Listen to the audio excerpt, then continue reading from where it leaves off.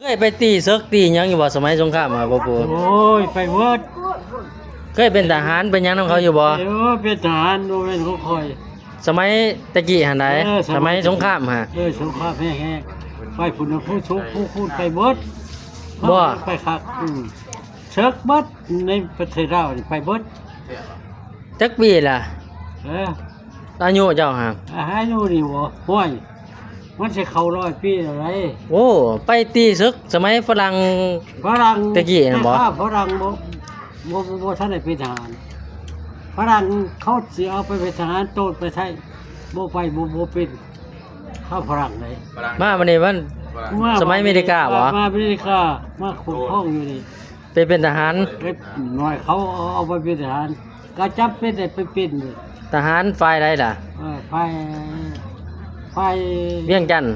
เรียกกัน ลูกใครตัว อืม โอ้โอ้ผ่านมาหลาย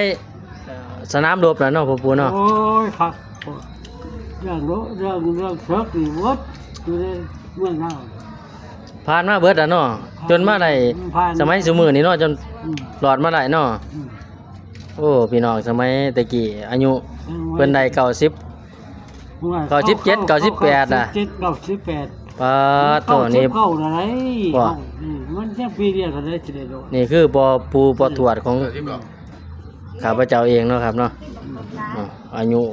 กี่เขา100 ปีแล้วอยู่ดีมีแห้งเด้อปอปูเด้อ ดีไม่แห้ง งานโทษนะฮะ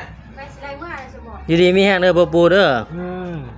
จักปีล่ะปอปู ร้อย แต่เก้าคิดเก็บ เก้าชิบกว่าปีอ่ะ เก้าคิด เสียหอบเสียพ่อรอยเลยแล้ว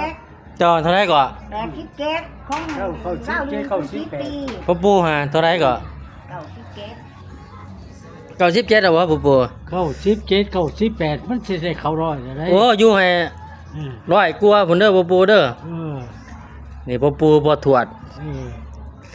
อายุมันก็ยืนเด้อปอปูเด้อ อืม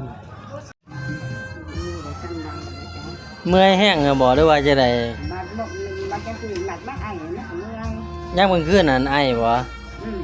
เอายามองข้าเขาเอาแขก แพ้ยามอง แขกแล้วมองว่าจะเป็นจุ่มเลย สิได้คันบ่ท่าก็บ่เศร้าให้ ยาย โอ้ แขกอ่ะ เออ ถามว่าให้เจ้าเข้าข้า อืม ให้ฮีไปท่านให้ฮีน้าวะ จักร้อยฮะ หน่อยนึง ร้อยหนึงร้านให้เศร้าไอ้ซะเด้อดีๆมีแห้งบ่ปูก็คือกัน อะไรเนาะ ตายจ้ะ ถ้าบ่ฆ่าหันกันฆ่าตุ่มเนี่ยแขกยา